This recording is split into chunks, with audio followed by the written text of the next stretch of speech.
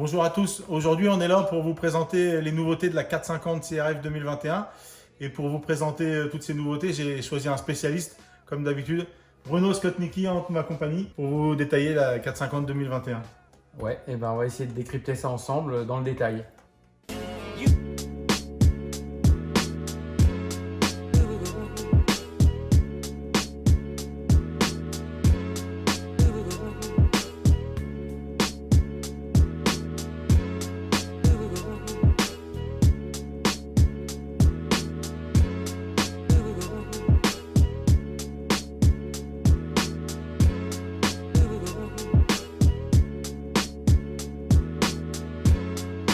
Bien, nous voilà donc autour de la 450 2021 et on va essayer de détailler partie cycle, moteur et la partie électronique avec les commandes. Essayer de rentrer dans le détail de tous ces sujets. Alors sur la partie cycle, tout a été modifié, ou quasiment tout. En tout cas sur le châssis, énormément de choses pour rendre la moto encore plus vive et plus incisive pour les entrées de virage. Donc c'était ça le cahier des charges principal de l'évolution de cette 450. Alors au niveau de la fourche, globalement reste la même, donc la Showa de 49 mm. L'été ont changé, les débattements ont changé de la fourche, il y a 5 mm de plus. Tout ce qui touche à la roue reste identique au modèle précédent. Si vous avez des roues d'avance, pas de problème, ça va monter sur la 2021. Le freinage, le disque est identique, l'étrier a changé, les plaquettes ont changé. Le mètre cylindre est identique. Après, si on recule encore un petit peu, la pièce maîtresse de châssis, c'est le cadre. Très gros travail qui a été fait sur le cadre, puisque vous pourrez le constater par vous-même quand vous en aurez entre les mains. Les poutres ont été entièrement redessinées, entièrement revues, donc nouveau profil, beaucoup plus petit. Gain de poids 700 grammes rien que sur le cadre. Les ancrages de bras, le berceau avant qui est dédoublé mais pas à la même hauteur que l'ancien modèle, justement pour pouvoir laisser passer le pot d'échappement à l'avant. La colonne de direction qui est un petit peu plus haute, donc ce qui définit également des têtes de fourche différents. Ensuite on a tout le bras oscillant, donc entièrement nouveau également, et puis des nouveaux rapports de biellette. Voilà, donc qui sont directement issus de la version du HRC. Voilà, avec, pour donner une progressivité un petit peu différente. L'amortisseur également du Showa, différent avec la bonbonne qui est placée à l'opposé du modèle précédent, du modèle 2020. Et puis voilà, on a fait le tour de la partie cycle, mais il y a beaucoup d'évolutions. Également la partie arrière, on va y revenir quand on va reparler du moteur et de la boîte à air, parce que la partie arrière a été redessinée en fonction, elle aussi un petit peu plus légère de 300 grammes. Donc le moteur n'est pas en reste, lui aussi a été pas mal modifié pour 2021. La partie bas moteur, donc tout ce qui est vilo, boîte de vitesse, ça reste identique au rapport également de démultiplication. Même chose que pour le modèle 2020. En revanche, l'embrayage est différent, avec un disque de plus, avec une cloche un petit peu plus longue, et puis on a aussi la commande hydraulique de l'embrayage. Donc ça c'est une belle nouveauté qu'on attendait depuis un petit moment. Et c'est maintenant de série sur le modèle 2021. Le haut moteur, lui, a été modifié. Donc on a une nouvelle culasse avec une nouvelle sortie d'échappement, avec un conduit d'entrée qui est aussi différent, avec un repositionnement du boîtier de papillon des gaz, un repositionnement de l'injecteur. L'idée, c'était de rafraîchir au maximum le mélange gazeux air-essence qui va rentrer dans le moteur. C'est pour ça que l'injecteur a été changé de place pour ce modèle 2021. L'échappement, vous l'avez vu, il est complètement différent. On n'a plus qu'une seule sortie. Le tout était défini pour optimiser le couple à mi-régime et d'avoir une transition bas mi-régime la plus naturelle possible, mais ce qui génère beaucoup d'efficacité à la moto. La puissance maxi, c'est la même que l'ancienne. Ça n'a pas été changé. Et l'apport de ce silencieux unique, de ce collecteur unique, ça permet de gagner du poids, on ne va pas se le cacher. Et puis une nouvelle sortie d'échappement, donc une forme ovale maintenant. Donc ça, c'est des technologies qui étaient utilisées pas mal en compétition, notamment en Formule 1 depuis pas mal de temps. Et maintenant, on l'a tiré sur la 450. Alors, nouvelle culasse, nouveau corps de papillon, nouvel injecteur. Nouvelle boîte à air. Boîte à air qui est fermée sur le haut, on va voir un petit peu, parce que l'agencement de la selle et des plastiques est complètement différent. Une seule vis maintenant pour accéder au boîtier de filtre à air, il n'y a pas plus que ça. Une seule vis, voilà, et on va glisser vers l'arrière. Voilà. Bon, évidemment, ça résiste un peu, voilà, forcément. Voilà, donc on a un crochet à l'arrière, ici, voilà, et puis les deux encoches pour l'avant. Le crochet, on le remet ici, en fait. Exactement, voilà, il vient se prendre ici. Et on a notre filtre à air ici, qui est maintenu de manière toute simple, avec un simple clips, voilà, donc très facile pour l'entretien. Une entrée d'air qui se fait sur la partie basse. Et le filtre à air est relativement bien protégé. On a quand même pas mal roulé, nous, avec en cross jusqu'à maintenant. Et c'est quand même plutôt pas mal. Alors, on a parlé de l'arrière de cale qui avait été modifié également. Pour cette nouvelle boîte à air, on vient de voir le filtre. La selle, vous aurez remarqué qu'il n'y a pas de vis à l'arrière sur la selle. La fixation se fait par l'avant. Avec un démontage, une fois qu'on a retiré ces deux vis, qui sont beaucoup plus longues que précédemment. C'est relativement simple, hein, comme vous pouvez le constater. Donc, on a une prise sur une fixation inversée sur la selle qui vient se prendre sur le réservoir, donc qui est toujours en titane, donc de 6 litres 3. Et là, sur le haut, la boîte à air est fermée. Alors, les éléments électriques dont on vient de parler, la batterie recentralisation. Donc, elle n'est pas très lourde, c'est une batterie lithium, comme le modèle précédent, mais elle est logée juste derrière le cylindre. Ça permet d'abaisser le centre de gravité, bien évidemment. Et puis ça occupe un espace qui était vide. Et on a ici le régulateur, voilà, avec le relais de démarreur qui était de l'autre côté sur le modèle 2020. Du coup, on a même l'embrayage qui est ici, que tu as parlé tout à l'heure. Exactement. On a la commande hydraulique d'embrayage qu'on a vu, ça fait presque 10 ans que ça existe sur les motos du HRC. Au début des années, il y avait, après ils retiraient, ça dépendait un peu du feeling de chaque pilote. C'était l'élément qui nous manquait pour se rapprocher au plus près de la moto d'usine. Et la taille de la batterie, c'est la même que d'habitude? Ouais, c'est la même, ouais. Bon Bruno, on a vu pas mal de trucs, mais il y a quand même une petite question que je me pose et qu'on me pose souvent, régulièrement. C'est tous ces boutons qui sont ici, les fonctionnalités. Bon, tu as le bouton de démarreur ici à droite. Ouais. Et à gauche, le commodo, là, il y a quand même beaucoup de monde là-dessus, donc ça devient de plus en plus complexe. Ouais. Tu peux nous en dire plus? Alors, on va commencer par le bouton de démarreur. Alors, le bouton de démarreur a deux fonctions. Il fait le démarrage de la moto, effectivement. Donc, sur les modèles 2021, plus besoin de débrayer. Il n'y a plus de contacteur de sécurité sur la commande d'embrayage. Ça démarre instantanément, sauf que pour éviter que la moto démarre quand on pousse la moto, qu'on fait une fausse manip sur le guidon, voilà, le démarrage se fait un petit peu plus profondément que la normale. Voilà, donc jusqu'ici, il ne se passe rien. Mais si je vais un petit peu plus loin, ça va finir par démarrer. Le cabochon est un petit peu plus proéminent pour protéger ça. Il a aussi une fonction, c'est l'enclenchement du launch control.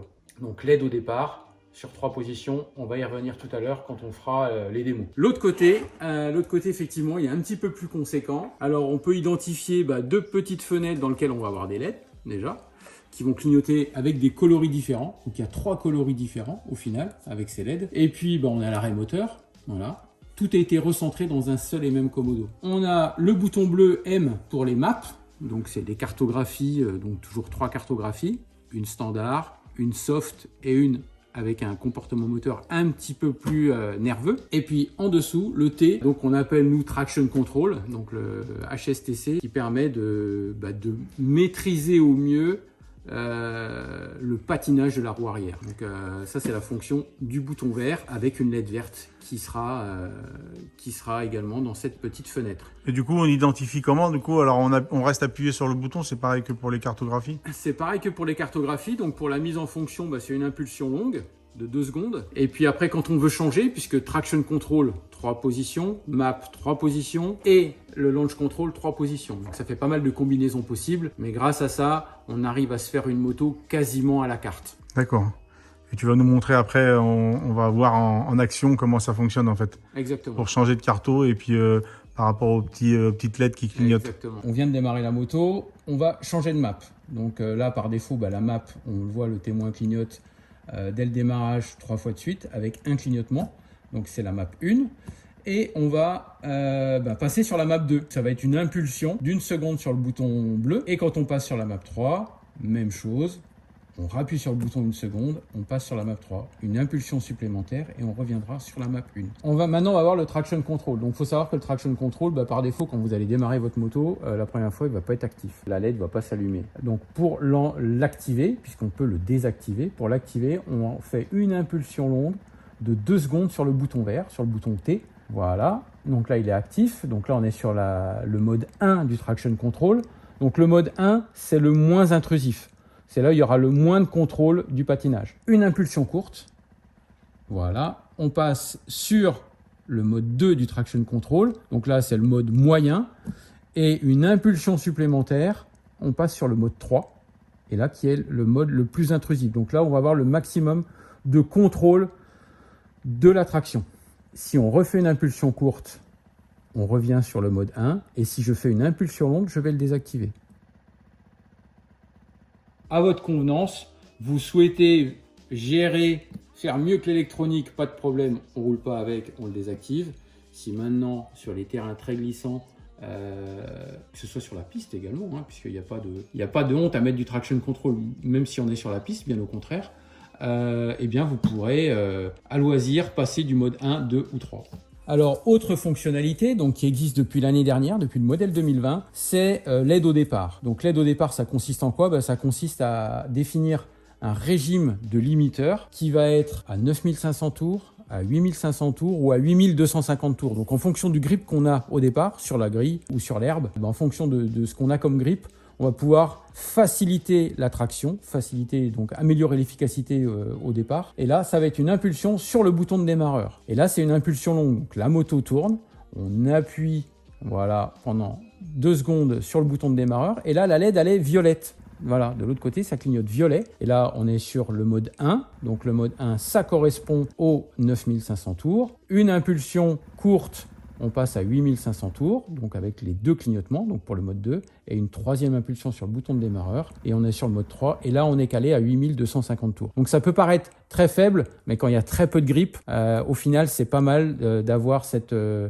fonction d'aide au départ. Si en plus vous avez un kit départ, là, c'est le all shot assuré à tous les coups. Alors, ce launch control, on va pouvoir l'activer avec le bouton de démarreur. Il se désactive comment? Il va se désactiver soit par une impulsion courte sur le bouton de démarreur. À partir du moment où vous avez les LED violettes qui clignotent, là, ça s'arrête, c'est fini. Donc, si à la dernière minute sur la grille, vous décidez de ne pas le mettre, vous pouvez. Ou alors, ce sera le départ en 1 ou en 2, mais plutôt en 2. Et ça va être au passage de la 3e où le système va se désactiver. Donc, toute la sortie de grille, quand vous allez rester en 2, il va être actif, donc vous allez pouvoir rester accéléré à fond, vous n'avez que le levier d'embrayage à gérer. Donc soit c'est au passage de la 3, soit c'est si vous restez en 2 parce que la ligne droite est courte, par exemple, admettons, ça va être à la coupure des gaz. Donc si les gaz sont coupés, vous passez en dessous 20% d'ouverture de la poignée des gaz, là ça se désactive automatiquement. Alors on a la commande hydraulique de l'embrayage avec une particularité aussi, c'est que l'écartement du levier est réglable, donc au même titre que le levier de frein, avec une durite alors qui peut choquer un peu au départ, la durite qui passe par le devant, qui passe au centre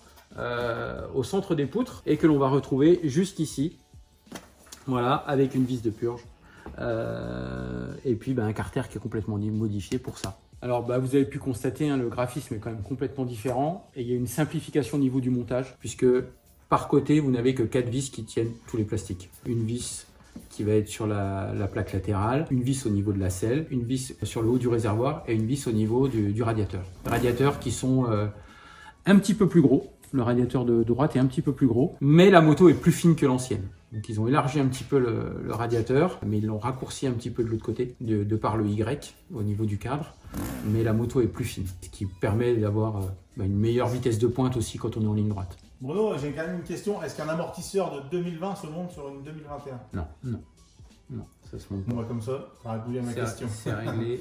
Non, ça se monte pas. Alors les suspensions, ils ont modifié les réglages, mais là, c'est pas qu'un réglage de changer sur l'amortisseur. C'est le positionnement de la bonbonne qui est à l'opposé. On a parlé des 3 maps. Donc on a les 3 maps. Donc la map 1 qui est la standard, on ne peut pas y toucher. En revanche, comme sur les modèles d'avant, la 2 et la 3, on peut les modifier. On peut modifier les maps et qui nous modifie nos maps à chaque coup? C'est Bruno. Et oui, c'est lui qui nous fait toutes nos maps secrètes qui nous permettent de gagner du temps sur la piste. Ouais, j'espère. Donc c'est avec l'outil HRC, la petite interface HRC et puis le logiciel qui change pas puisque. Ouais. Ça, on reviendra dessus, on fera une petite vidéo où on expliquera un peu les différents aspects de ce logiciel et puis comment tu l'utilises. Et puis de toute façon, au fur et à mesure qu'on va modifier nos motos, on va tout vous montrer. Les premiers essais, c'est pareil, on va vous montrer tout ça. Et j'espère que Bruno, tu seras là pour venir tester avec nous les premiers roulages pour tester différentes cartos et puis voir Ouais, les pour nouveaux des aspects de grossières. ce nouveau moteur. Bah, je pense que ce sera pas mal pour le supermotard, cette nouvelle moto, parce qu'elle est plus pleine en bas et à mi-régime. Et contrairement à ce qu'on pourrait penser, bah, le supermotard n'est pas au régime très très longtemps. Et parce qu'il y a beaucoup, en fait, c'est beaucoup de petits circuits, donc beaucoup de reprises, beaucoup de sorties de virage où on n'est pas très vite. Et je pense que la moto, avec le châssis qu'elle a là, avec les caractéristiques moteurs qu'on a en 2021, je pense que ça va être une arme pour la prochaine saison. Bah, tant mieux. Et je reviendrai sur un petit truc, moi. C'est-à-dire que on a on a gagné quand même pas mal de titres depuis des années. Mais en fait, les premiers tests qu'on a fait, c'est avec toi, Bruno, en 2010 à Villars-sous-Écot avec l'acquisition de données. Et en fait, c'est à partir de ces tests qu'on a vraiment travaillé dans une direction différente de tout le monde. C'est-à-dire qu'on s'est aperçu qu'on n'utilisait que les bas régimes sur les motos. Et du coup, tout le monde fait préparer sa moto, dit je l'ai passée au banc, elle fait tant de chevaux à fond. À savoir que quand on a fait le test de Villars, on accélère moins de 3 secondes à fond sur un tour de 1 minute 05 sur l'asphalte. Donc ça, c'est des infos que Bruno, grâce à Bruno, on a récupérées. Et ce qui nous a permis de travailler dans une direction un peu opposée de beaucoup de monde en fait. C'est l'efficacité de la moto qui prime. Quand la moto est efficace, elle est aussi facile à conduire en fait. Donc voilà, merci en tout cas pour tout ce travail pendant des années. On l'avait refait à Manicourt. On l'a refait à Manicourt. Et là, des fois, on pense qu'on accélère à fond, mais en fait, on n'accélère pas à fond. Oui, parce qu'on a eu le cas de Germain. Moi, je voulais pas donner le nom, mais bon. Oui, c'est pas grave. Sur le tour complet, en fait, qui accélérait pas une fois à fond, mais qui était dans les chronos de Sylvain. Donc voilà, peu importe. Des fois, il faut savoir un petit peu lâcher l'accélérateur pour aller plus vite et choper du grip. Donc nous, on te remercie pour toutes ces informations. Et puis, il nous reste, tu vois, je viens de recevoir des kits déco. Donc il nous reste à positionner tout ça et à modifier toute la moto. Donc on va modifier toute la moto et on reviendra vers vous avec des petites vidéos pour vous montrer toutes les modifs au fur et à mesure qu'on va évoluer dans la préparation super motard. Merci à tous. Merci à vous. Le niveau de puissance et tout ça, c'est très très proche. Maintenant, si tu veux gagner du temps, c'est dans les virages que tu gagnes du temps. Et c'est pour ça qu'une 450, maintenant, tout le monde qui a roulé avec se dit c'est une 2,5 mais avec un moteur de 450. Voilà. Donc c'est la facilité de la 2,5 avec un gros moteur, avec du couple. Et c'est comme ça que tu vas réussir à gagner des dixièmes et des secondes sur un tour. C'est en rendant la moto plus facile. Arrête de parler parce que j'ai vraiment hâte de l'essayer. J'espère que tu vas pouvoir rouler bientôt avec. Ouais.